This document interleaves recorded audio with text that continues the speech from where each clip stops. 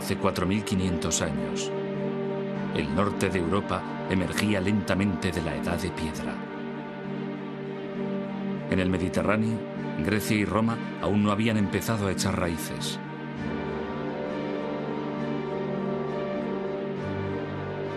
Mesopotamia todavía estaba muy lejos de la llegada del gran imperio asirio. Pero en el sur, en la zona nororiental de África, tomaba cuerpo algo sin paralelo en la antigüedad.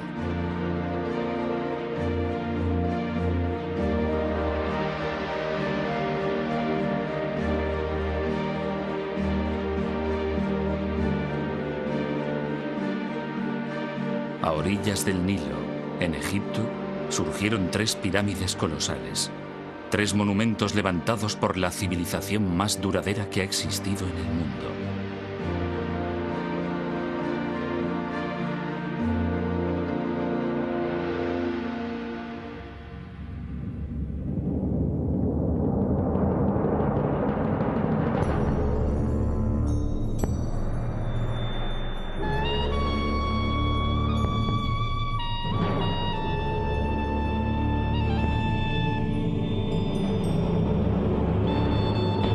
Egipto.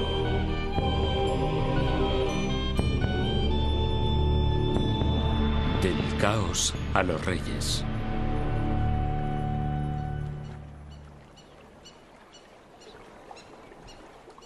Cuando el historiador griego Heródoto visitó Egipto, 4 siglos y medio antes de nuestra era, quedó impresionado.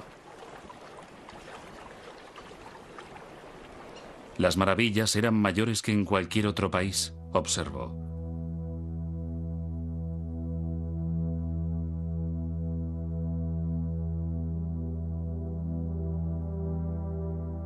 Había pirámides más altas que cualquier construcción levantada en el mundo.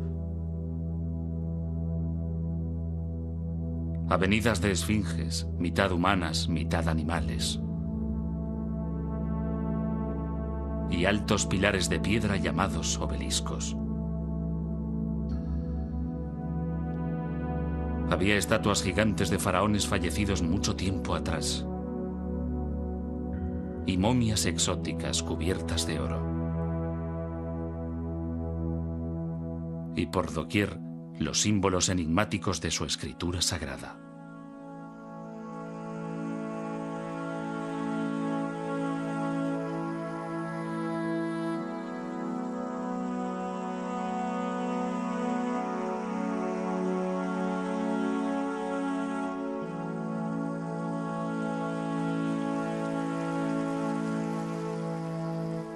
Aquí, llegada de los abismos del tiempo, había una civilización que había florecido durante más de 3000 años.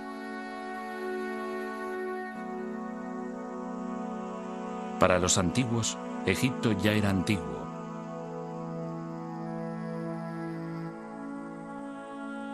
Cleopatra, que reinó en el siglo I antes de nuestra era, está cronológicamente más cerca de nosotros que de los faraones que levantaron las pirámides.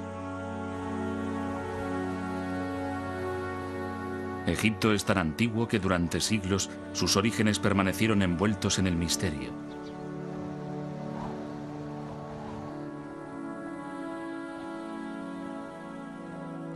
Incluso los propios egipcios no tenían una idea precisa de su antigüedad ni de su origen.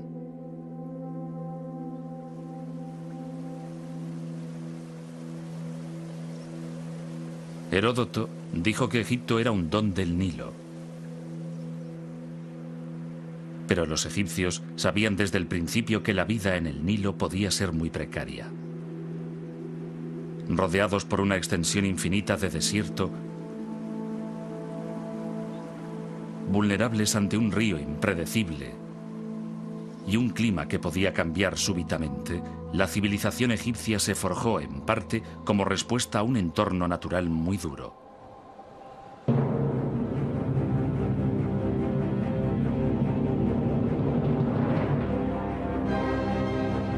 Los egipcios lo llamaban caos. Acechando en la oscuridad, había fuerzas poderosas que esperaban ser liberadas.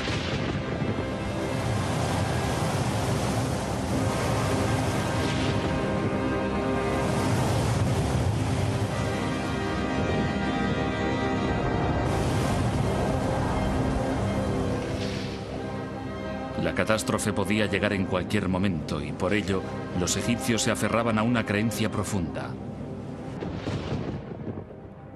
El orden, opuesto al caos, era la voluntad de los dioses.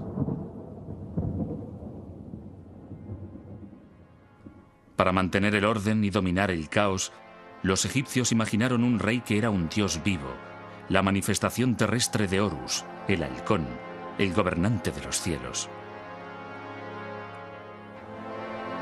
Enfrentado a él estaba el dios del desgobierno, Set, el precursor del caos. El eterno conflicto entre orden y caos guiaría, finalmente, el destino de la civilización egipcia. Pero la verdadera historia de lo que ocurrió se desvaneció con el paso del tiempo.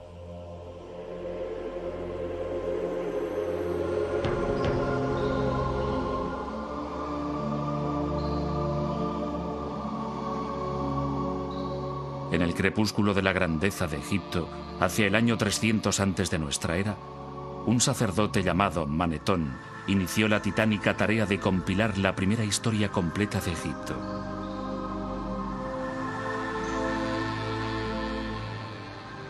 Pudo haber sido un reto desalentador, pero en las bibliotecas de los templos y en los muros de los lugares más sagrados de Egipto ya se habían escrito algunos volúmenes.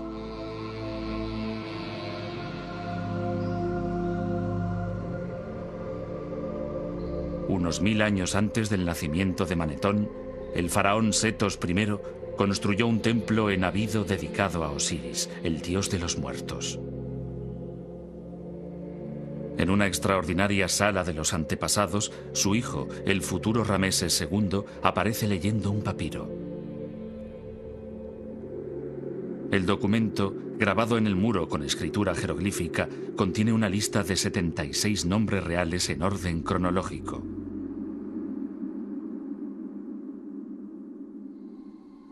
Cada nombre está rodeado por un estilizado anillo de cuerda.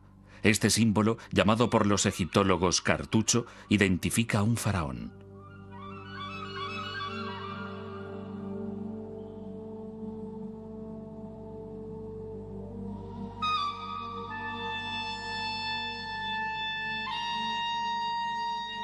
Utilizando documentos como este, Manetón dividió su historia en 30 dinastías reales.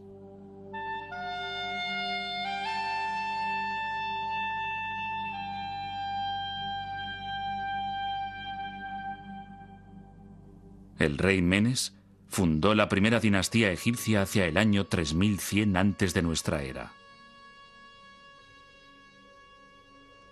Según Manetón, reinó 62 años, durante los cuales expandió las fronteras de Egipto y adquirió una notable fama antes de ser arrollado por un hipopótamo.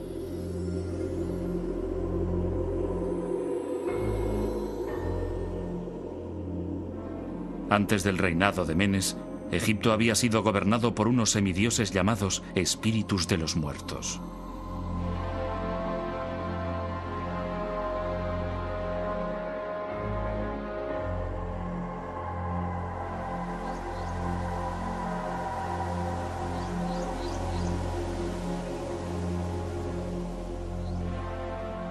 Pero sus nombres se habían perdido en el olvido hacía mucho tiempo.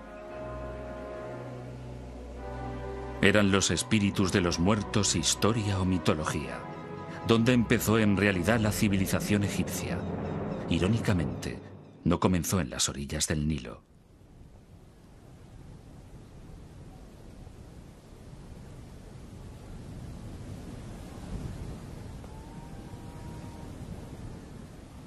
A más de 100 kilómetros al oeste del río, en el desierto del Sahara, el calor es tan sofocante y la sequedad tan pronunciada que la lluvia se evapora antes de llegar al suelo.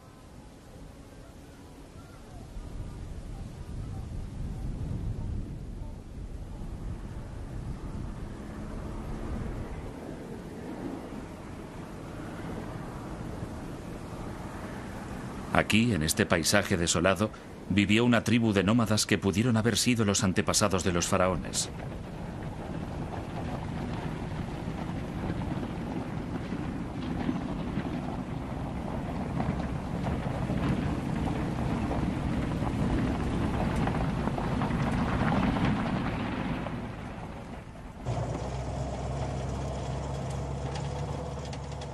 Fred Wendorf, de la Universidad Metodista del Sur, de Dallas, Texas, dirige un equipo internacional de arqueólogos que han batido el desierto buscando rastros de la presencia del hombre.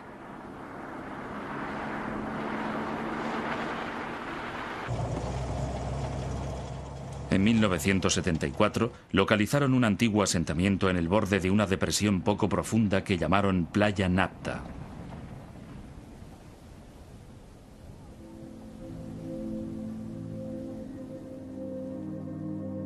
El Sahara no fue siempre seco y árido. Las fechas obtenidas por radiocarbono revelan que, hacia el año 8000 antes de nuestra era, el monzón tropical africano se desplazó hacia el norte, dando lugar a la caída de lluvias torrenciales en el desierto y a la formación de lagos estacionales. Uno de estos lagos fue Playa Napta. Aquí, rodeados por zonas de pastos para alimentar a su ganado, la gente podía protegerse del calor y de las variaciones climáticas del desierto.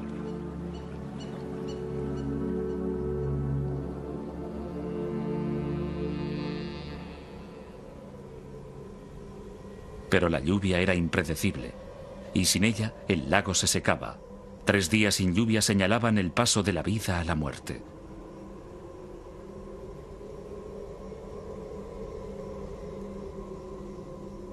Cuando la supervivencia estaba en entredicho, sucedió algo sorprendente.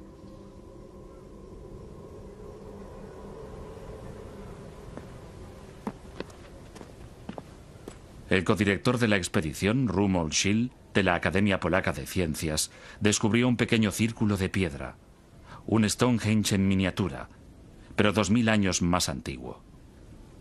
En su opinión, pudiera haber servido para predecir la llegada de la estación de las lluvias. Este humilde montón de piedras que se ve aquí es, en realidad, uno de los calendarios más antiguos que conocemos. Consistía en un anillo y 2 alineaciones de piedras verticales que yo llamo puertas. Pueden verse aquí y allí, y una de las alineaciones señala exactamente el norte. La otra, que se ve aquí, orientada en esta dirección, señala la posición del Sol el 21 de junio. Este día comienza el verano, comienza la estación de las lluvias en esta franja de África.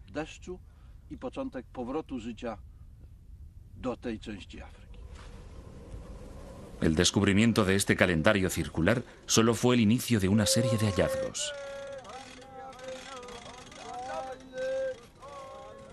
Cerca de allí se encontraron varias piedras colocadas formando círculos que marcaban la situación de hoyos profundos.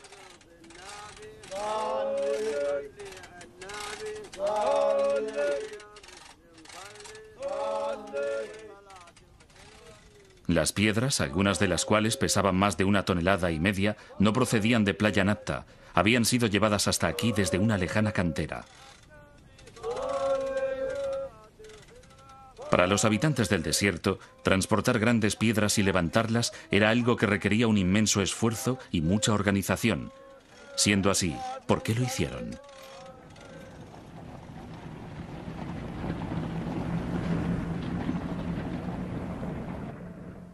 Fred Wendorf cree que podrían señalar la posición de tumbas de personajes importantes u honrar a sus espíritus.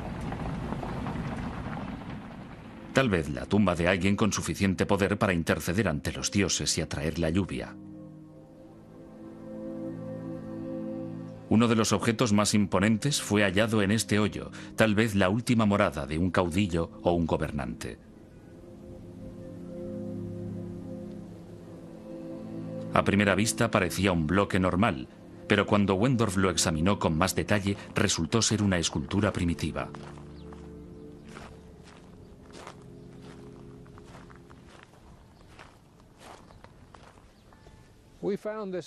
Encontramos esta piedra de enormes dimensiones y muy bien labrada en este hoyo, 1 metro por encima de una gran roca que tiene forma de hongo y que le servía de base.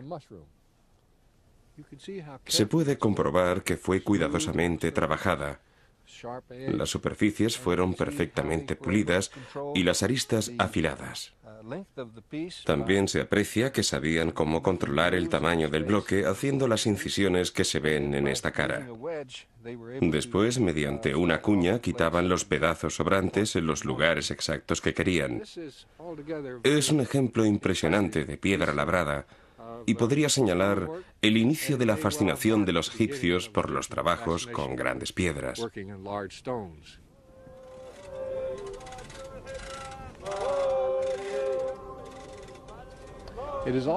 También es una prueba importante de la existencia de diferentes estratos sociales, porque se necesitó habilidad para controlar a la multitud de hombres dedicados a dar forma al bloque y ponerlo en una posición que encajara con la piedra que lo sustentaba. Para ello fue necesario que un gran número de hombres trabajara durante un largo periodo de tiempo, lo cual indica que quien los mandaba tenía una categoría superior a la de los demás. Aquí, hace 7000 años, los primeros y toscos monumentos de Egipto surgieron del desierto para honrar a un rey caído y para llevar orden al caos.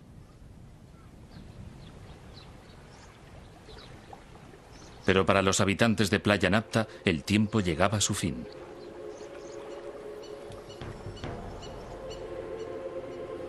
Hacia el año 5000 antes de nuestra era, el monzón de verano volvió a cambiar de ruta, dirigiéndose ahora hacia el sur.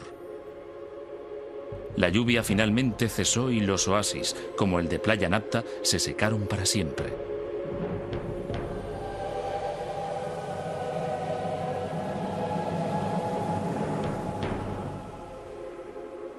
Obligados a abandonar el desierto, sus habitantes tomaron el camino del este, hacia el Nilo.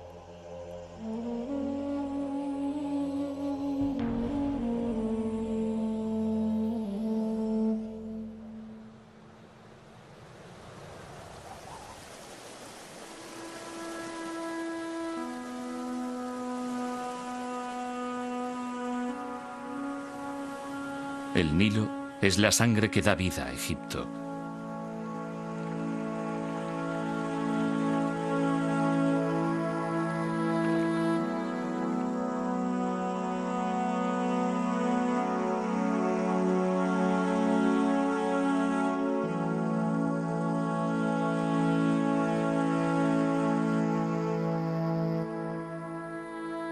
Desde su nacimiento, en las profundidades del este africano, el río fluye hacia el norte durante unos 6000 kilómetros antes de llegar a Egipto, donde forma un oasis que se extiende a lo largo de unos 900 kilómetros.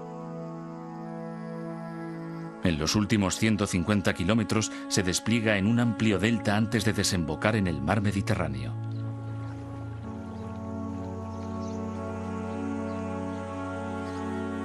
Para la historia egipcia, el Nilo fue a la vez una bendición y una maldición. Una vez al año, cargado con el agua de las lluvias monzónicas en Etiopía, el río inundaba sus riberas depositando una tierra muy fértil que los egipcios llamaban Tierra Negra.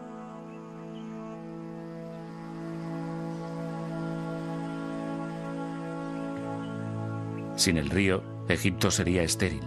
Con él, es una de las regiones más fértiles de la tierra.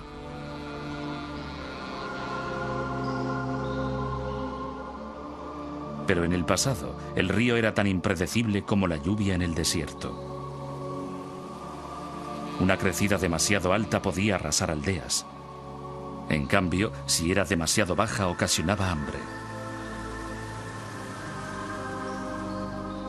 Para escapar del caos de la incertidumbre, los egipcios idearon el primer calendario del mundo basado en 3 estaciones de 4 meses cada una.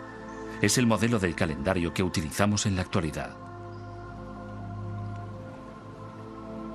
Pero entonces no estudiaban el tiempo, estudiaban el Nilo.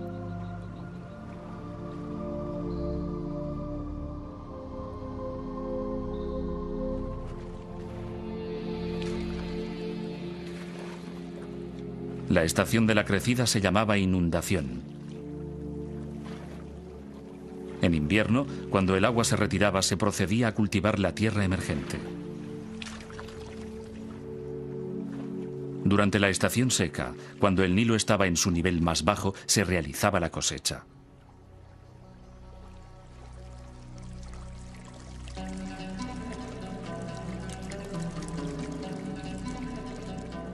Trabajando unidos, los egipcios abrieron pozos, levantaron diques para proteger sus aldeas y desarrollaron los rudimentos de la geometría para volver a establecer, después de cada inundación, las lindes de sus propiedades.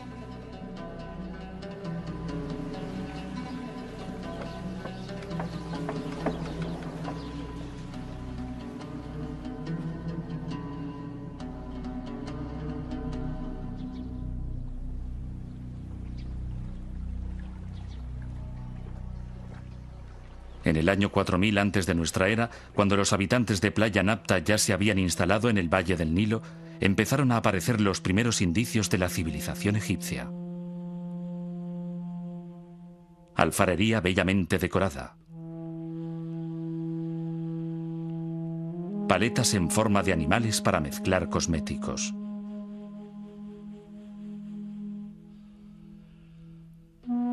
Y cuchillos de pedernal tan bien acabados que nunca han sido igualados, algunos con mangos de marfil bellamente tallados.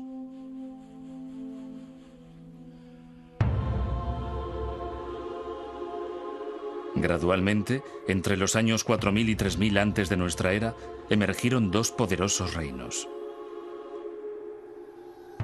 Al discurrir el río de sur a norte, el reino que floreció en el delta del Nilo recibe el nombre de Bajo Egipto, la tierra de las plantas de papiro. El reino del Alto Egipto, la tierra del loto, se desarrolló en el valle del Nilo. Los símbolos de las dos tierras se entrelazan a través de la historia egipcia. Significan la unión de dos territorios para formar la primera gran civilización del mundo.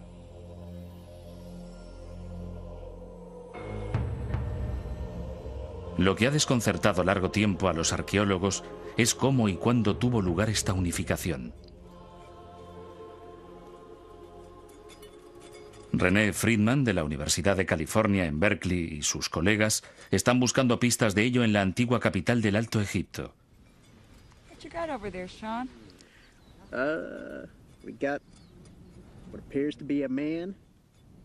Llamada por los griegos Hieracómpolis, la ciudad del halcón fue la primera ciudad egipcia.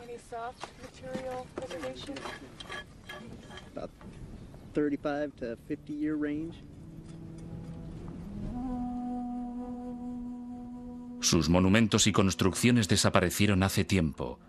En su lugar se encuentran por doquier agujeros abiertos por los ladrones. Hace un siglo, los arqueólogos creyeron que todo lo que quedaba en el desierto era un cementerio saqueado y que no valía la pena excavarlo. No podían imaginarse que en la arena se escondía una gran riqueza de nuevas informaciones.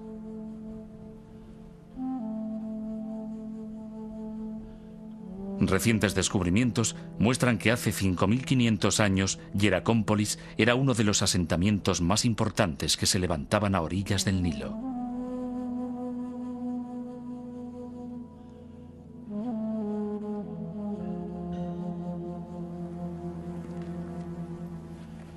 Tenía unos 3 kilómetros de longitud y era una comunidad bulliciosa de agricultores, administradores, artesanos y alfareros. Un alfarero manufacturaba objetos de barro para sus vecinos.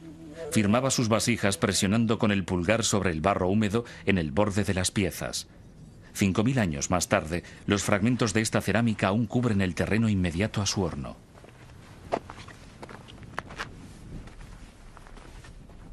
A causa de un grave accidente, todavía es posible identificar su casa. Estos son los restos de la casa del alfarero. En todo Egipto es la casa más antigua que se ha conservado y su buen estado de conservación se debe a que el alfarero trabajaba demasiado cerca de su vivienda. Por fortuna nuestra y desgracia suya, cierto día un cambio de viento hizo que el fuego del horno superara la corta distancia que había hasta su casa y la incendiara. El fuego quemó y endureció el limo y el adobe que formaban la parte inferior de la casa. reduciendo las vigas y las esteras de sus paredes al carbón y a las cenizas que vemos aquí.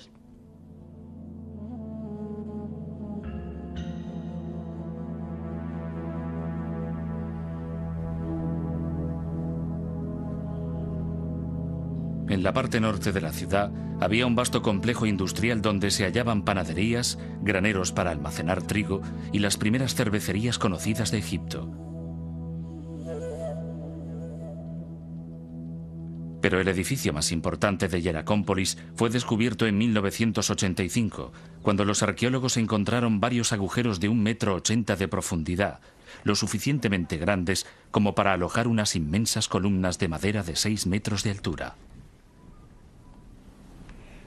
Estas columnas formaban la fachada de un santuario inmenso que debía dominar el complejo del templo y toda la ciudad de Hieracómpolis.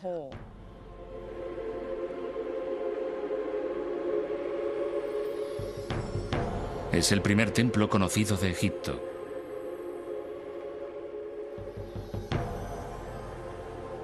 En ninguna parte era más evidente el poder del faraón. Durante las ceremonias rituales, el faraón, sentado en su trono, asistía al sacrificio de animales al dios halcón Horus, el patrón de todos los futuros reyes de Egipto.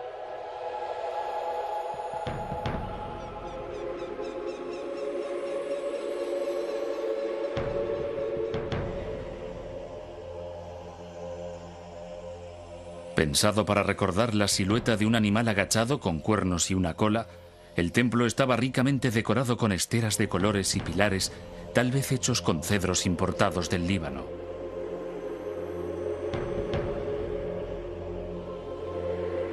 Fue el prototipo de todos los grandes complejos de templos que se construirían en el futuro y dominaba el paisaje de Hieracómpolis.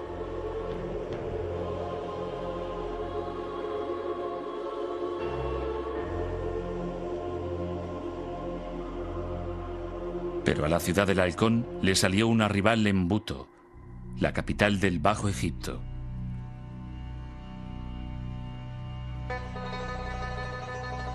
Situada al norte del Cairo moderno, en el delta del Nilo, todo lo que queda de Buto es un enorme montículo de tierra y escombros,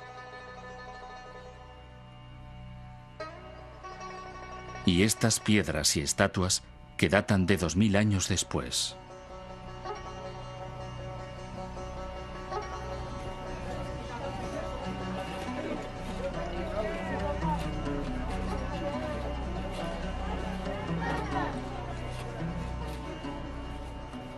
A pesar de todo, en esta zanja los arqueólogos han descubierto fragmentos de centenares de utensilios de barro que proceden del mismo período que Hieracómpolis, 3500 años antes de nuestra era, e incluso de antes.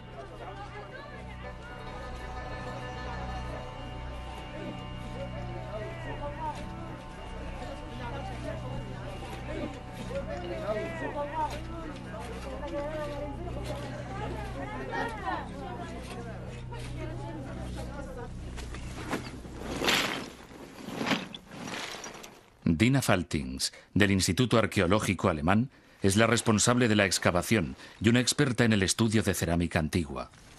Reuniendo fragmentos y comparándolos con la cerámica de Hieracómpolis, realizó un descubrimiento sorprendente.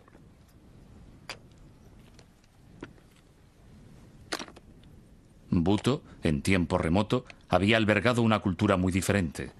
Los utensilios de Buto no alcanzaban la perfección de los del Alto Egipto.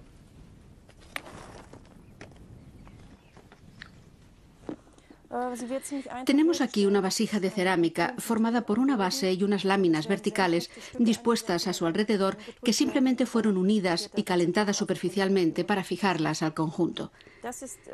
Se trata de una técnica poco evolucionada. En contraste con esto, tenemos algunas importaciones del Alto Egipto, como esta vasija.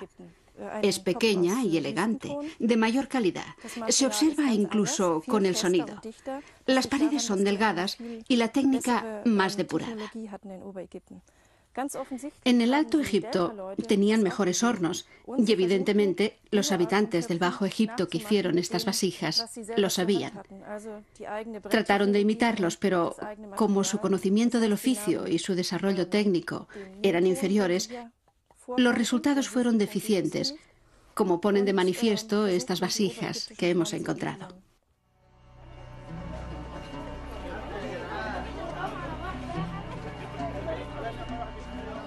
La tarea de Dina Faltings en Buto revela que en el año 3200 antes de nuestra era, la superior cultura del Alto Egipto llegó hasta el Bajo Egipto y los dos reinos se convirtieron en uno solo. Pero, ¿fue una transformación pacífica? ¿O fue sangrienta?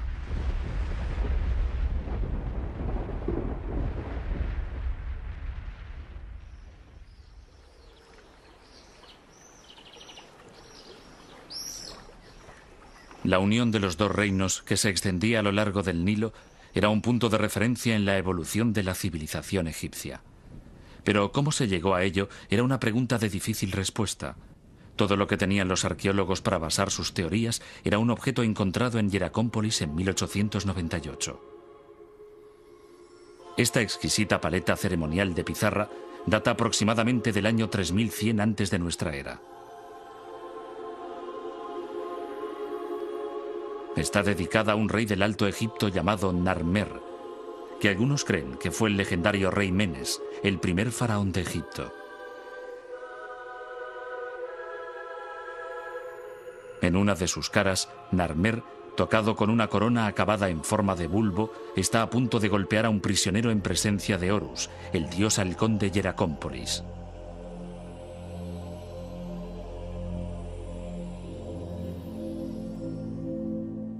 En la otra cara de la paleta, Narmer, tocado con una corona adornada con una lengua enroscada, aparece en una procesión que se dirige hacia unos prisioneros decapitados.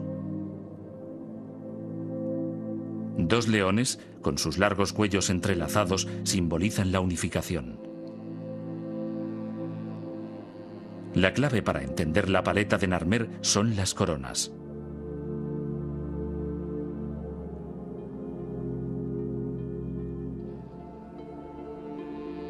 En el Alto Egipto, el rey llevaba una corona blanca con el extremo superior en forma de bulbo. En el Bajo Egipto, una corona roja con una larga y prominente lengua. Juntas forman una doble corona que significa que el faraón se ha convertido en el señor de las dos tierras.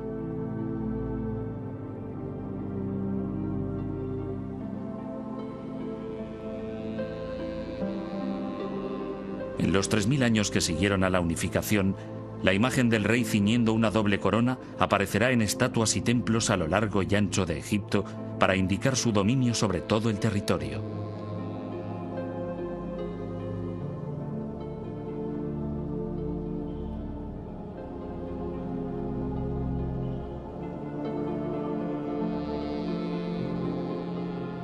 La paleta de Narmer parece confirmar que la unificación se llevó a cabo después de una conquista sangrienta. Durante un siglo fue la única prueba de ello, hasta que apareció un pequeño objeto en el cementerio real más antiguo de Egipto, Abido.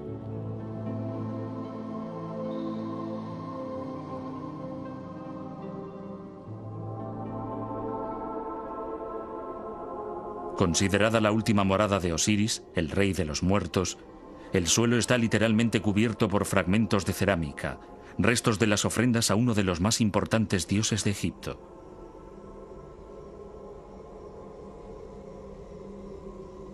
Mucho antes que los faraones construyeran las pirámides o tallaran sus tumbas en el Valle de los Reyes, los primeros gobernantes de Egipto fueron enterrados aquí en grandes tumbas construidas con adobe.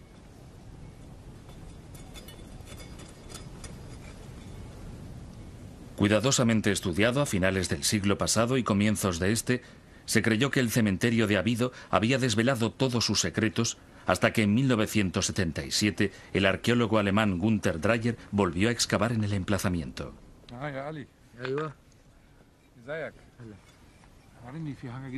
Desde entonces, él y su equipo han investigado de nuevo las tumbas de varios de los primeros reyes, incluyendo la del rey Narmer.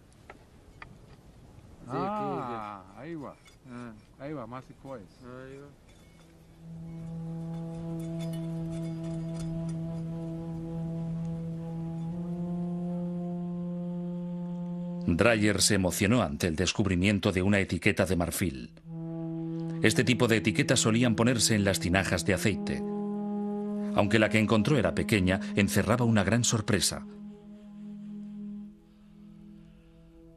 Parecía representar el mismo acontecimiento que la paleta de Narmer. Es una etiqueta de marfil del rey Narmer, hallada cerca de su tumba. Estas etiquetas servían para indicar la fecha de los cargamentos de aceite. En aquella época, las fechas se indicaban con los nombres de los años y estos nombres se elegían basándose en los acontecimientos más importantes del año correspondiente. En este caso, es una victoria del rey Narmer sobre los pueblos del delta. Y obviamente es el mismo acontecimiento representado en la paleta de Narmer. De ello podemos concluir que la paleta de Narmer hace referencia a un hecho histórico que tuvo lugar en un año determinado. Pero la etiqueta es solo una pieza de un rompecabezas. Otro descubrimiento realizado en Abido sugiere que el proceso de unificación había empezado mucho antes del reinado de Narmer, por lo menos 5 generaciones antes. Bajo estos montículos de escombros, Dreyer encontró las tumbas de los reyes de una desconocida dinastía anterior que ahora los egiptólogos llaman la dinastía Cero. En las tumbas había otras etiquetas, algunas incluso más sorprendentes que la primera. Aquí, grabada en marfil, estaba la prueba clarísima de que los egipcios habían elaborado un sistema de escritura totalmente desarrollado, no solo antes de lo que se pensaba hasta entonces, sino incluso antes de que lo hicieran los sumerios en Mesopotamia, a los que se consideraban los primeros en producir un lenguaje escrito.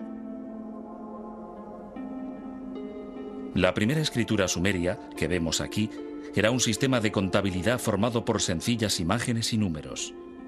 La escritura egipcia ya contenía signos que correspondían a sonidos, como los alfabetos modernos. Todos los signos jeroglíficos de estas etiquetas representan sonidos. La serpiente representa el sonido Y. Junto a 2 triángulos forma la palabra Yu, que significa montaña. Estos símbolos significan las montañas de la oscuridad y se refiere al oeste, el lugar por donde se pone el sol.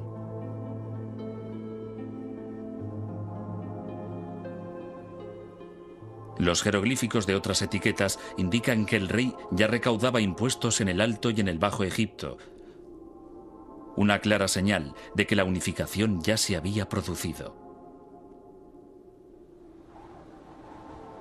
Para consolidar el reino, se construyó una nueva capital en el punto de encuentro del Alto y el Bajo Egipto. Fundada por el rey Menes, que algunos egiptólogos creen que es el histórico rey Narmer, Memphis estaba destinada a ser la mayor ciudad del país.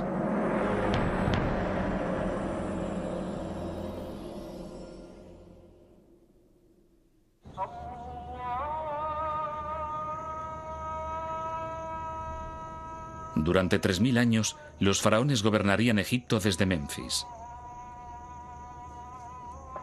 Hoy, de aquella ciudad solo quedan ruinas, pero nada que date de los tiempos del rey Narmer. Los egiptólogos hace tiempo que creen que la antigua capital siempre estuvo situada aquí.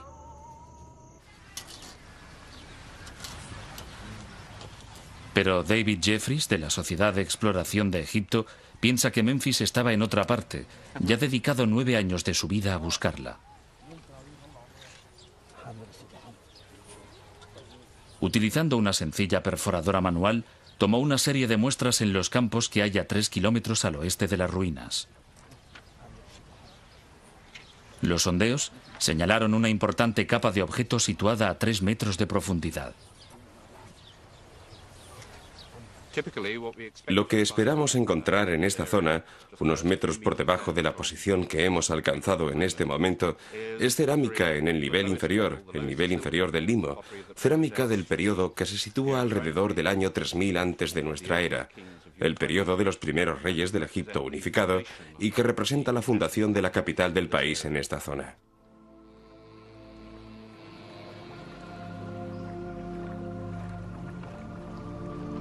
¿Cuál pudo ser la causa de que la primera capital de la nación, una gran ciudad con palacios y templos, casas y edificios administrativos, decidiera cambiar de emplazamiento?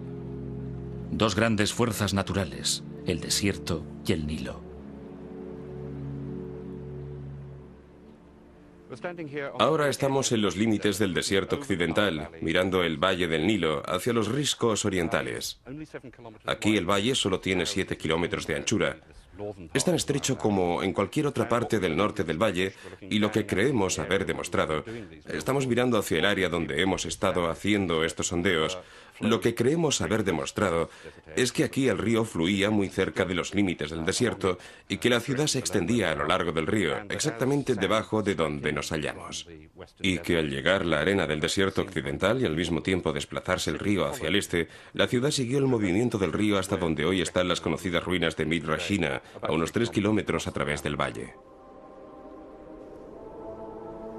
El caos de los cambios del Nilo, por una parte, y el crecimiento del desierto, por otra, persiguieron a los egipcios durante toda su historia.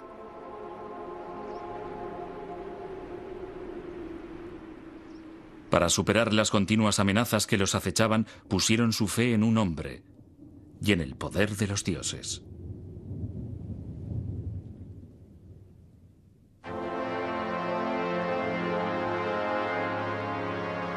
Para protegerse del desastre, los egipcios confirieron a su rey un poder absoluto y le adoraron como a un dios.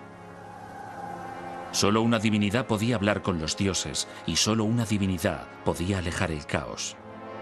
Para mantener el orden, llamado Maat, personificado por una diosa sentada con una pluma en la cabeza, el faraón realizaba rituales diarios. Para apaciguar a los dioses, construía lujosos templos provistos de comida, bebida y otras ofrendas.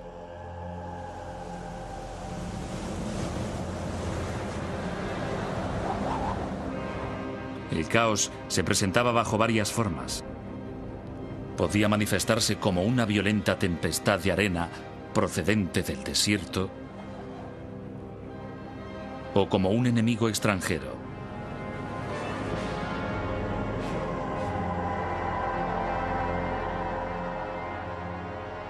A través de la historia egipcia se repite una y otra vez la imagen de los faraones como guerreros triunfantes.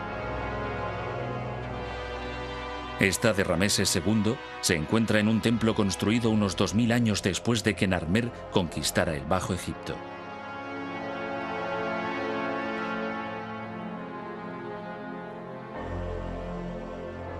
Seguramente Rameses nunca condujo un ejército al combate. La imagen es más simbólica que real.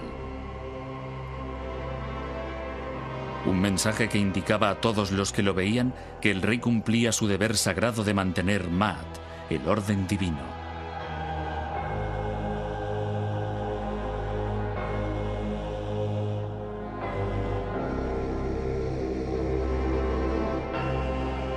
Parece más probable que los faraones supervisaran sus campañas militares a distancia.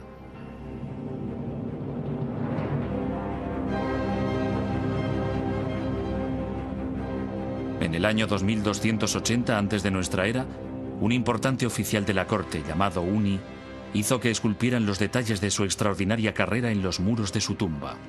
Uni explica cómo su faraón, Cíope I, se enfrentó a una tribu de nómadas. Cuando su majestad se enfrentó a los que moran en los desiertos del este, formó un ejército de varias decenas de millares de hombres procedentes de todo el Alto Egipto. Había nobles, portadores del sello, caudillos y jefes de las ciudades. Yo era el que los dirigía.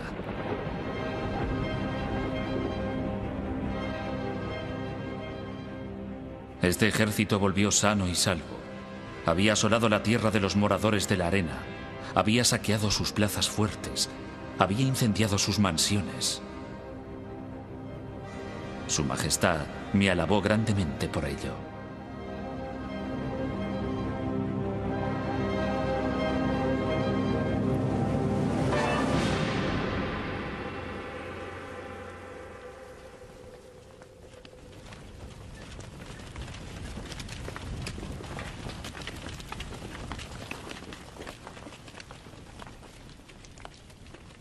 Con un tremendo poder y una gran fuerza destructora, el caos podía también surgir de la nada. No muy lejos del emplazamiento de la antigua Memphis, en una cantera de Helouan, 30 kilómetros al sur del Cairo, está la presa más antigua del mundo. Aunque es difícil de imaginar, después de 4000 años, esta inmensa mole de piedra formaba parte de un enorme proyecto de ingeniería proyectado para controlar las inundaciones súbitas.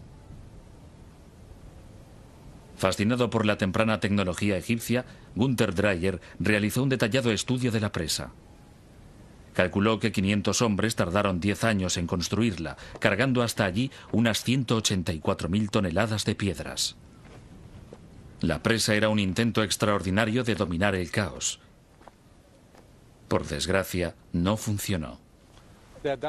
La presa atravesaba el Wadi, desde allí hasta ahí. Tenía una longitud de unos 110 metros y una altura de unos 15. Era una construcción bastante sólida. La sección transversal habría tenido este aspecto. En la base, su longitud sería de unos 100 metros, en la parte superior de 60 metros.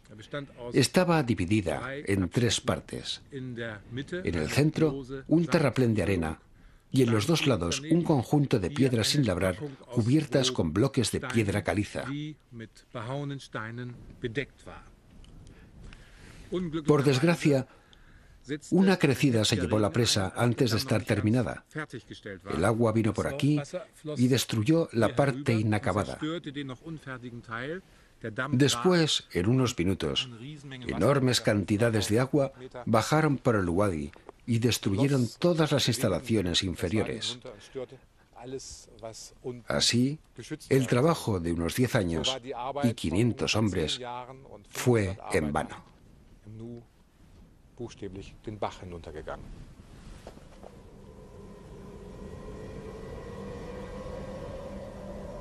Para los egipcios que la construyeron, el desastre fue una trágica advertencia de lo destructivas que podían ser las fuerzas de la naturaleza y de la necesidad de una vigilancia constante.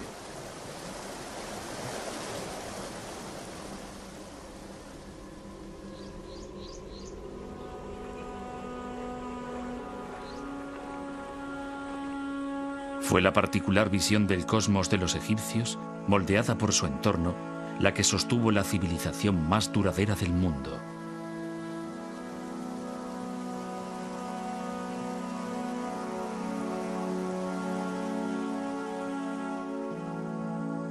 En el centro de todo ello estaba el faraón.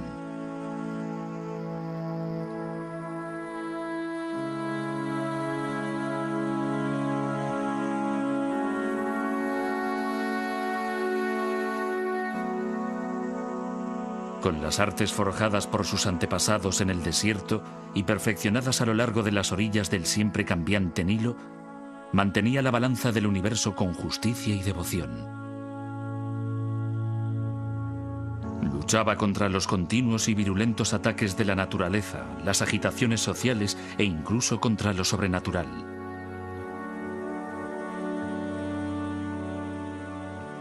Pero al final, había una última batalla contra el caos de la que nadie podía escapar. Aunque el faraón era un dios, también era un hombre. Debía morir.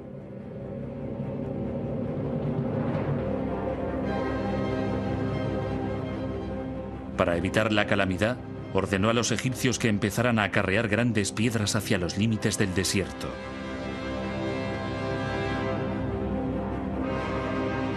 Lentamente surgió una nueva clase de monumento que debía simbolizar el triunfo final del rey. El triunfo de la vida eterna. Había empezado la era de las pirámides.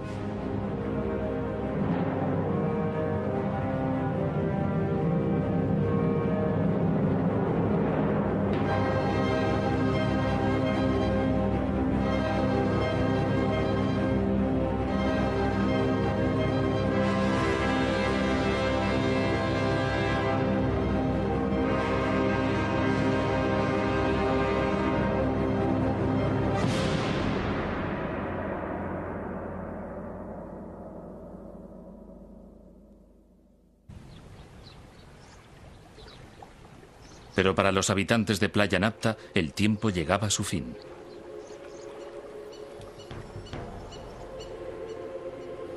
Hacia el año 5000 antes de nuestra era, el monzón de verano volvió a cambiar de ruta, dirigiéndose ahora hacia el sur. La lluvia finalmente cesó y los oasis, como el de Playa Napta, se secaron para siempre.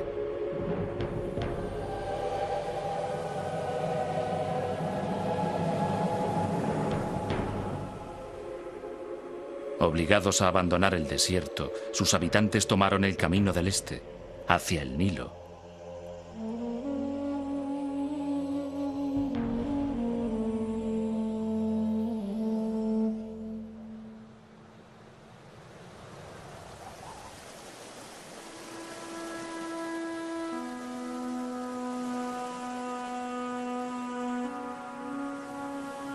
El Nilo es la sangre que da vida a Egipto.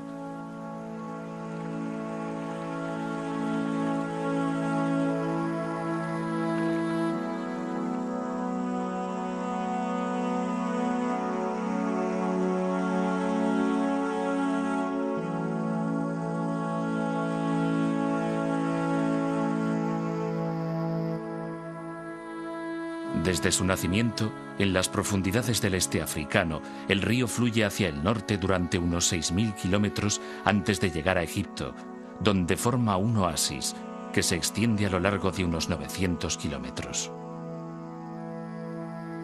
En los últimos 150 kilómetros se despliega en un amplio delta antes de desembocar en el mar Mediterráneo.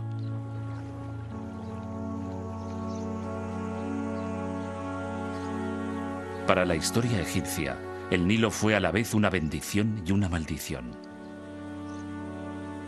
Una vez al año, cargado con el agua de las lluvias monzónicas en Etiopía, el río inundaba sus riberas depositando una tierra muy fértil que los egipcios llamaban Tierra Negra.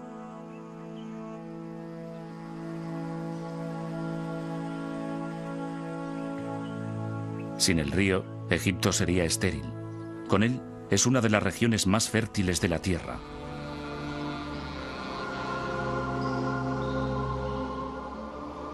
Pero en el pasado, el río era tan impredecible como la lluvia en el desierto. Una crecida demasiado alta podía arrasar aldeas. En cambio, si era demasiado baja, ocasionaba hambre. Para escapar del caos de la incertidumbre, los egipcios idearon el primer calendario del mundo basado en 3 estaciones de 4 meses cada una. Es el modelo. Avenidas de esfinges, mitad humanas, mitad animales. Y altos pilares de piedra llamados obeliscos. Había estatuas gigantes de faraones fallecidos mucho tiempo atrás. Y momias exóticas cubiertas de oro. Y por doquier, los símbolos enigmáticos de su escritura sagrada.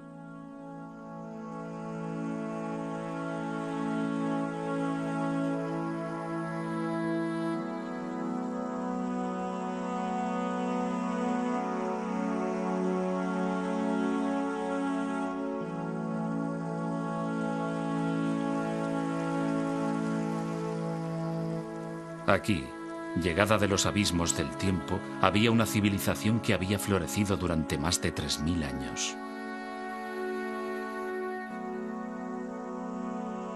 Para los antiguos, Egipto ya era antiguo.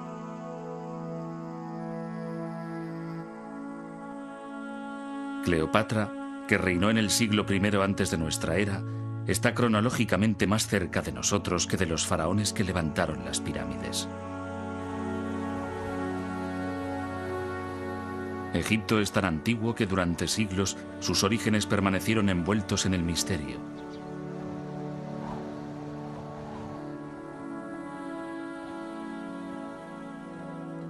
Incluso los propios egipcios no tenían una idea precisa de su antigüedad ni de su origen.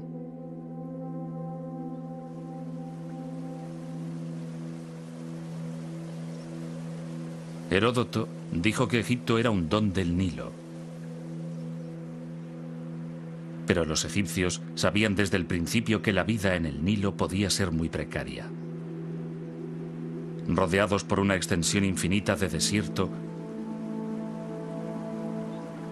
vulnerables ante un río impredecible y un clima que podía cambiar súbitamente, la civilización egipcia se forjó en parte como respuesta a un entorno natural muy duro.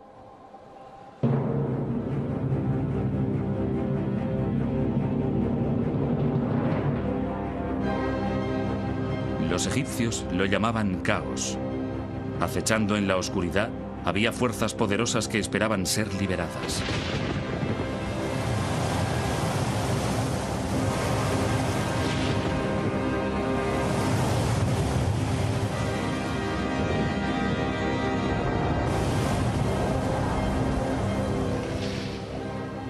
La catástrofe podía llegar en cualquier momento y por ello los egipcios...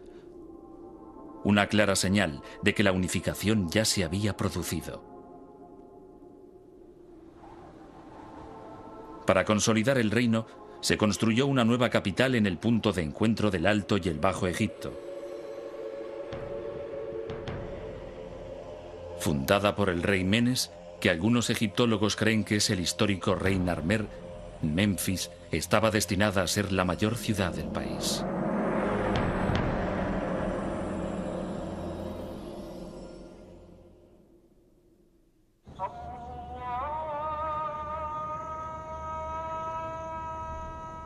Durante 3000 años, los faraones gobernarían Egipto desde Menfis. Hoy, de aquella ciudad solo quedan ruinas, pero nada que date de los tiempos del rey Narmer. Los egiptólogos hace tiempo que creen que la antigua capital siempre estuvo situada aquí.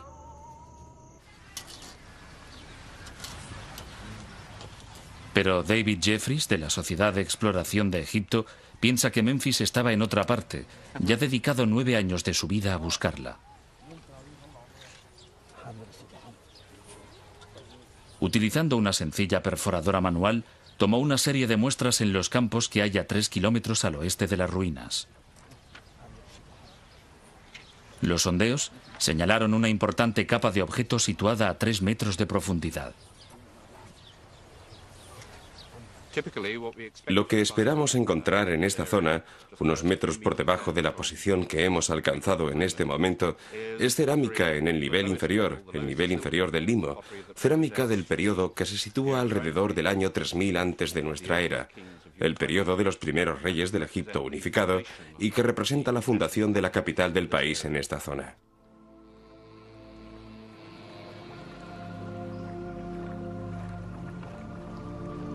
¿Cuál pudo ser la causa de que la primera capital de la nación, una gran ciudad con palacios y templos, casas y edificios administrativos, decidiera cambiar de emplazamiento?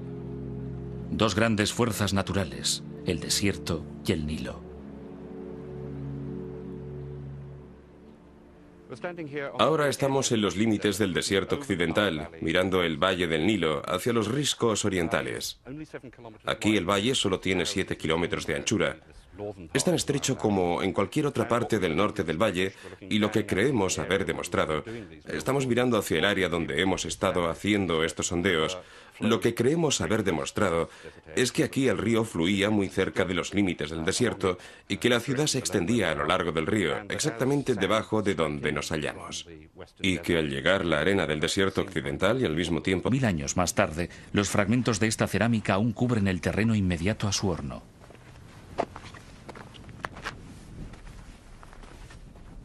A causa de un grave accidente, todavía es posible identificar su casa. Estos son los restos de la casa del alfarero. En todo Egipto es la casa más antigua que se ha conservado y su buen estado de conservación se debe a que el alfarero trabajaba demasiado cerca de su vivienda.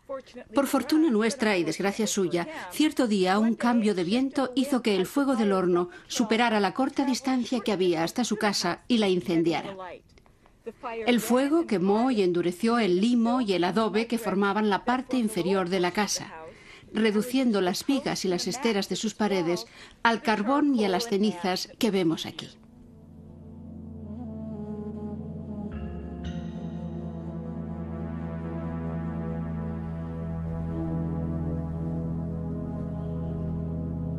En la parte norte de la ciudad había un vasto complejo industrial donde se hallaban panaderías, graneros para almacenar trigo y las primeras cervecerías conocidas de Egipto.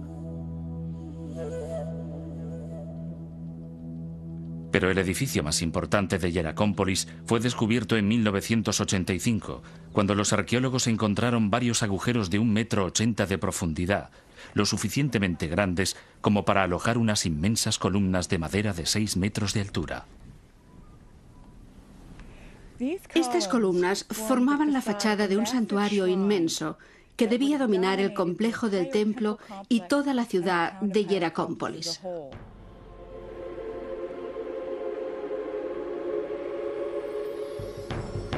Es el primer templo conocido de Egipto.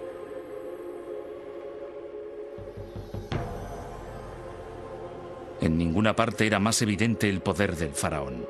Durante las ceremonias rituales, el faraón, sentado en su trono, asistía al sacrificio de animales al dios halcón Horus, el patrón de todos los futuros reyes de Egipto.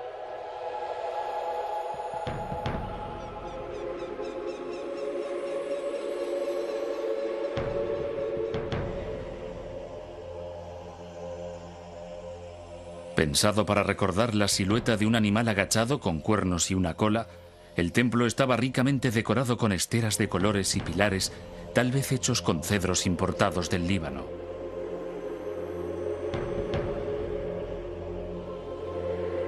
Fue el prototipo de todos los grandes complejos de templos que se construirían en el futuro y dominaba el paisaje de Hieracómpolis.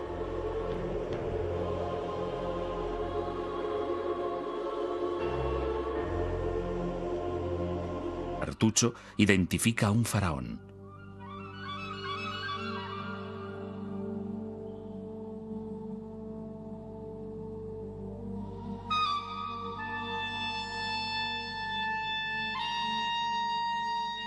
Utilizando documentos como este, Manetón dividió su historia en 30 dinastías reales.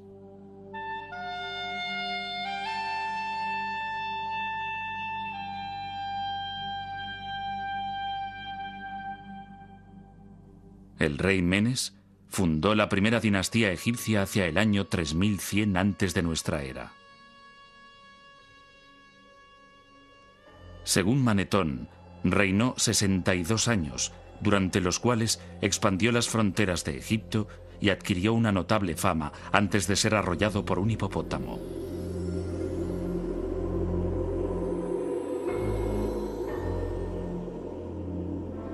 Antes del reinado de Menes, Egipto había sido gobernado por unos semidioses llamados espíritus de los muertos.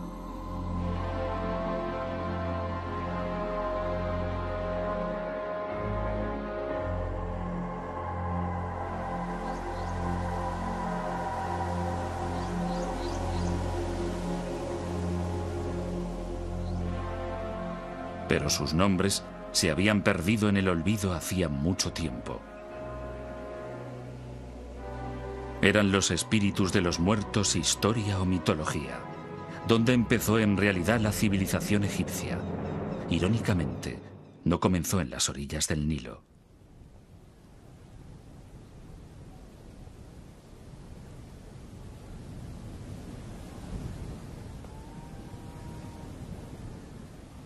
A más de 100 kilómetros al oeste del río, en el desierto del Sahara, el calor es tan sofocante y la sequedad tan pronunciada que la lluvia se evapora antes de llegar al suelo.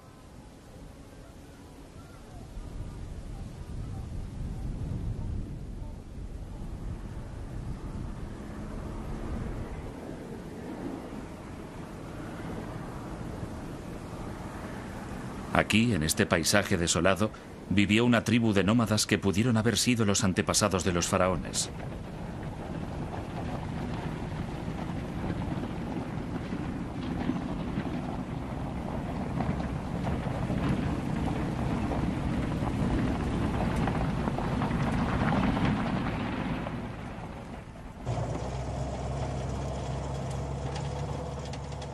Fred Wendorf, de la Universidad Metodista del Sur, de Dallas, Texas, dirige un equipo internacional de arqueólogos que han batido el desierto buscando rastros de la presencia del hombre.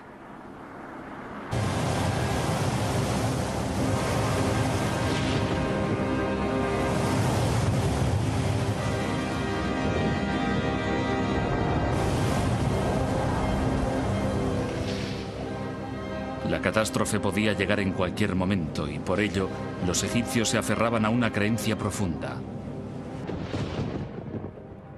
El orden, opuesto al caos, era la voluntad de los dioses.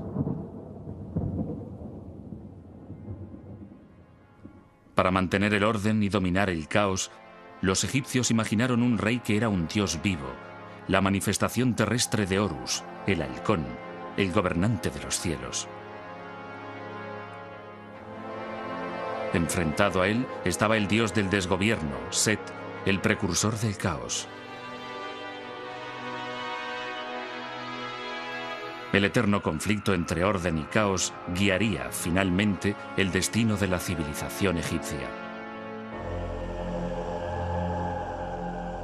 Pero la verdadera historia de lo que ocurrió se desvaneció con el paso del tiempo.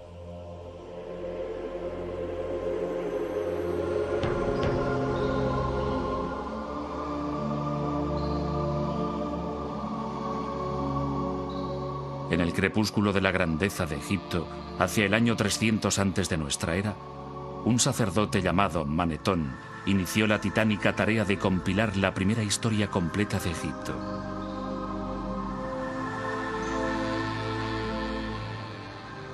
Pudo haber sido un reto desalentador, pero en las bibliotecas de los templos y en los muros de los lugares más sagrados de Egipto ya se habían escrito algunos volúmenes.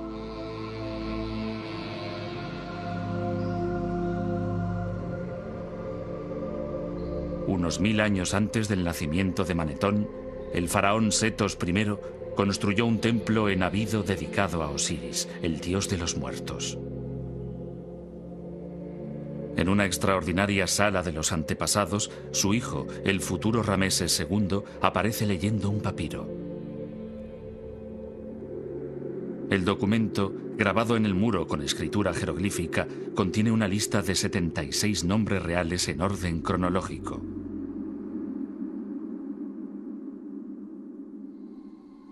Cada nombre está rodeado por un estilizado anillo de cuerda. Este símbolo, llamado por los egiptólogos cartucho, identifica a un faraón.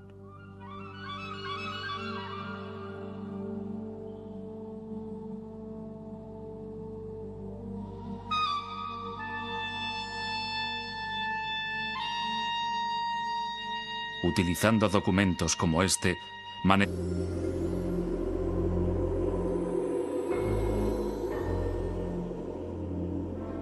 antes del reinado de Menes, Egipto había sido gobernado por unos semidioses llamados espíritus de los muertos.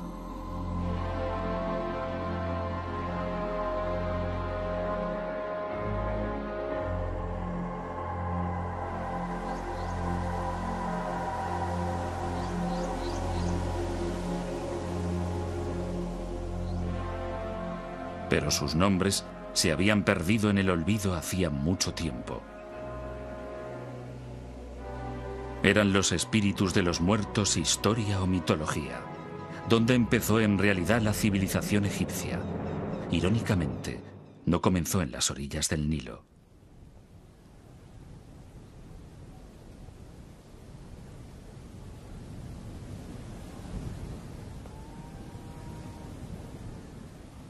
A más de 100 kilómetros al oeste del río, en el desierto del Sahara, el calor es tan sofocante y la sequedad tan pronunciada que la lluvia se evapora antes de llegar al suelo.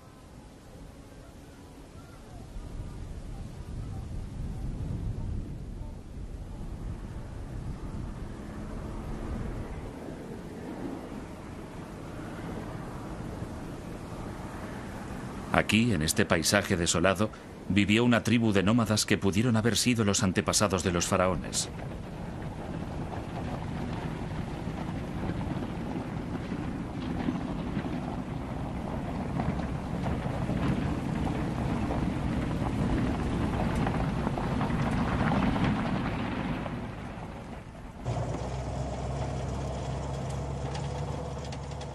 Fred Wendorf, de la Universidad Metodista del Sur, de Dallas, Texas, dirige un equipo internacional de arqueólogos que han batido el desierto buscando rastros de la presencia del hombre.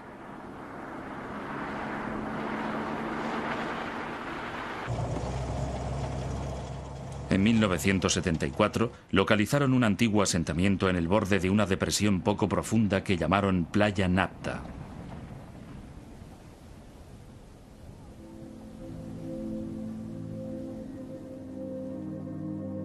El Sahara no fue siempre seco y árido.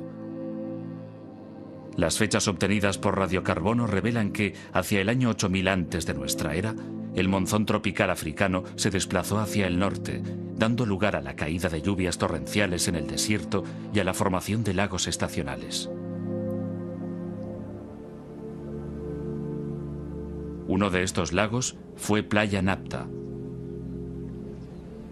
Aquí, rodeados por zonas de pastos para alimentar a su ganado, la gente complejos de templos que se construirían en el futuro, y dominaba el paisaje de Hieracómpolis.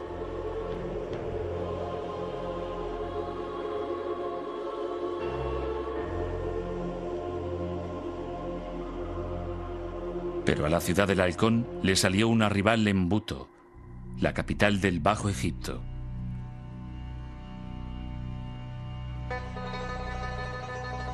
Situada al norte del Cairo moderno, en el delta del Nilo, todo lo que queda de Buto es un enorme montículo de tierra y escombros, y estas piedras y estatuas que datan de 2000 años después.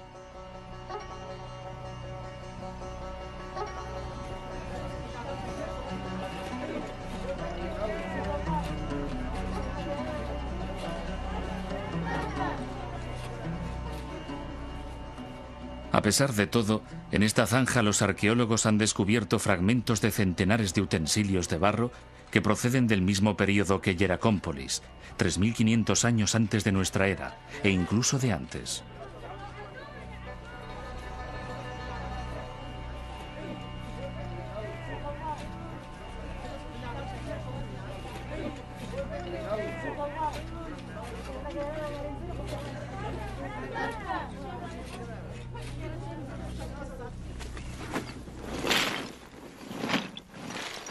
Dina Faltings, del Instituto Arqueológico Alemán, es la responsable de la excavación y una experta en el estudio de cerámica antigua. Reuniendo fragmentos y comparándolos con la cerámica de Hieracómpolis, realizó un descubrimiento sorprendente.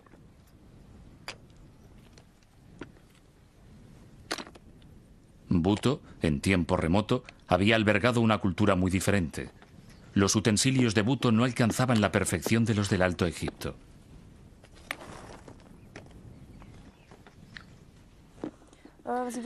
Tenemos aquí una vasija de cerámica formada por una base y unas láminas verticales dispuestas a su alrededor que simplemente fueron unidas y calentadas superficialmente para fijarlas al conjunto. Se trata de una técnica poco evolucionada. En contraste con esto, tenemos algunas importaciones del Alto Egipto, como esta vasija. Es pequeña y elegante, de mayor calidad. Se observa incluso con el sonido. Las paredes son delgadas y la técnica más depurada. En el Alto Egipto tenían mejores hornos y evidentemente los habitantes del Bajo Egipto que hicieron estas vasijas lo sabían. Trataron de imitarlos, pero como su conocimiento del oficio y su desarrollo técnico eran inferiores, los resultados...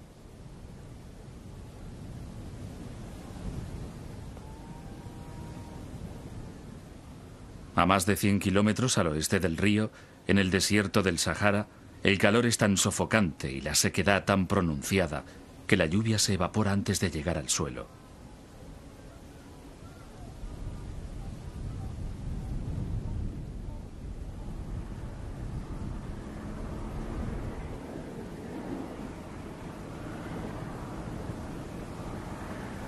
Aquí, en este paisaje desolado, vivió una tribu de nómadas que pudieron haber sido los antepasados de los faraones.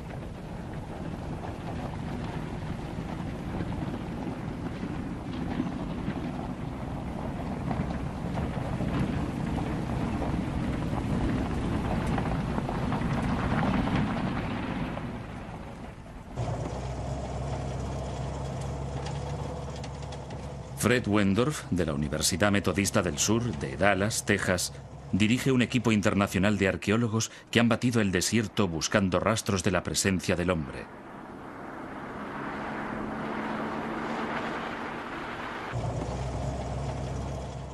En 1974 localizaron un antiguo asentamiento en el borde de una depresión poco profunda que llamaron Playa Nabta.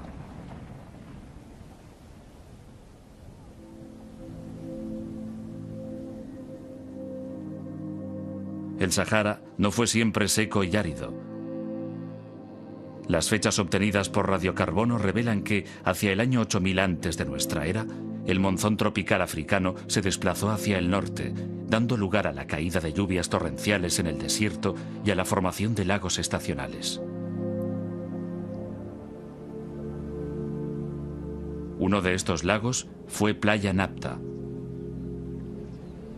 Aquí, rodeados por zonas de pastos para alimentar a su ganado, la gente podía protegerse del calor y de las variaciones climáticas del desierto.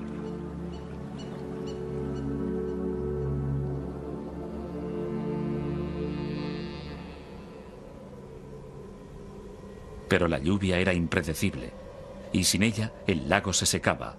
3 días sin lluvia señalaban el paso de la vida a la muerte.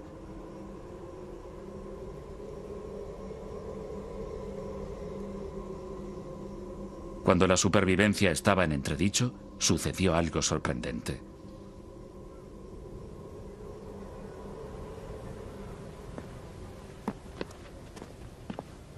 El codirector de la expedición, Romuald Schill, de la Academia Polaca de Ciencias, descubrió un pequeño círculo de piedra, un Stonehenge en miniatura, pero 2000 años más antiguo.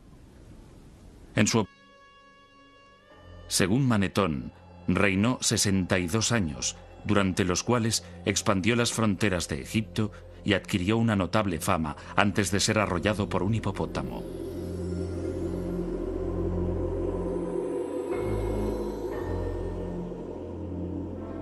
Antes del reinado de Menes, Egipto había sido gobernado por unos semidioses llamados espíritus de los muertos.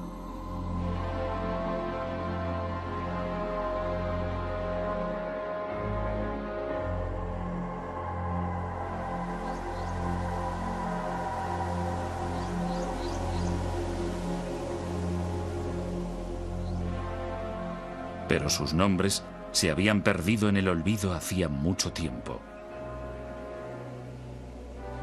¿Eran los espíritus de los muertos historia o mitología? ¿Dónde empezó en realidad la civilización egipcia? Irónicamente, no comenzó en las orillas del Nilo.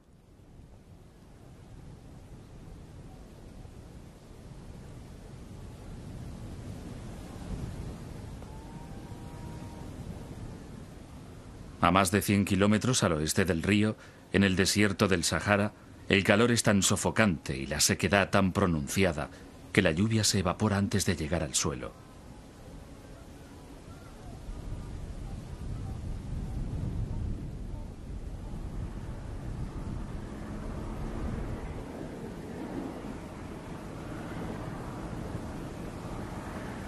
Aquí, en este paisaje desolado, vivió una tribu de nómadas que pudieron haber sido los antepasados de los faraones.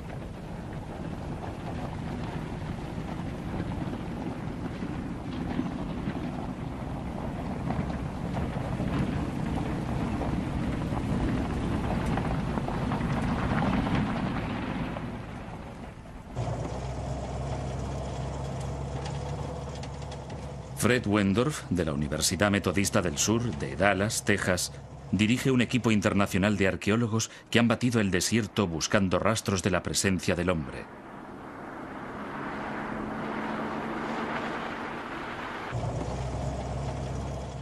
En 1974 localizaron un antiguo asentamiento en el borde de una depresión poco profunda que llamaron Playa Nabta.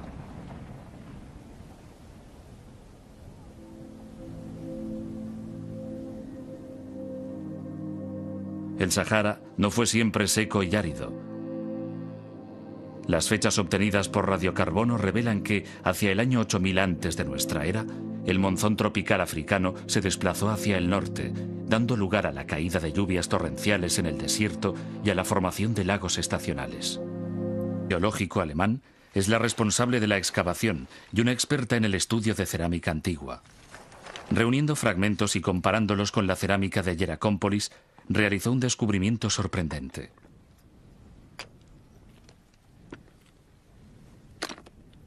Buto, en tiempo remoto, había albergado una cultura muy diferente. Los utensilios de Buto no alcanzaban la perfección de los del Alto Egipto.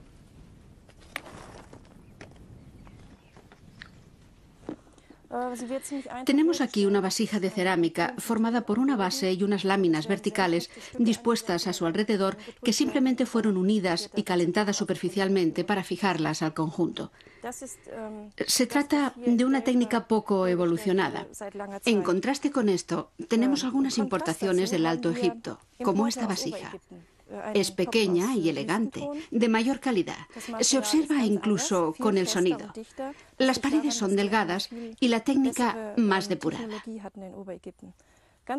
En el Alto Egipto tenían mejores hornos y evidentemente los habitantes del Bajo Egipto que hicieron estas vasijas lo sabían. Trataron de imitarlos, pero como su conocimiento del oficio y su desarrollo técnico eran inferiores, los resultados fueron deficientes, como ponen de manifiesto estas vasijas que hemos encontrado.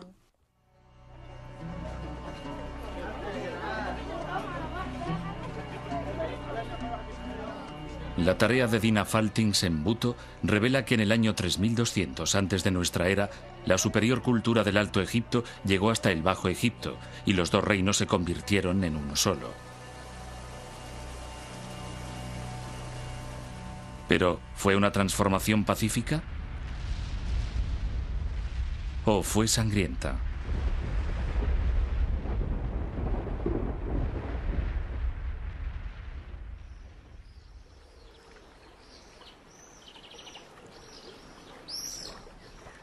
La unión de los dos reinos, que se extendía a lo largo del Nilo, era un punto de referencia en la evolución de la civilización egipcia. Pero cómo se llegó a ello era una pregunta de difícil respuesta. Todo lo que tenían los arqueólogos para basar sus teorías era un objeto encontrado en Hieracómpolis en 1898. Esta exquisita paleta ceremonial de pizarra data aproximadamente del año 3100 antes de nuestra era. Está dedicada a un rey del Alto Egipto llamado Narmer, que algunos creen que fue el legendario rey Menes, el primer faraón de Egipto. En una de sus caras, Narmer, tocado con una corona acabada en forma de bulbo, está a punto de golpear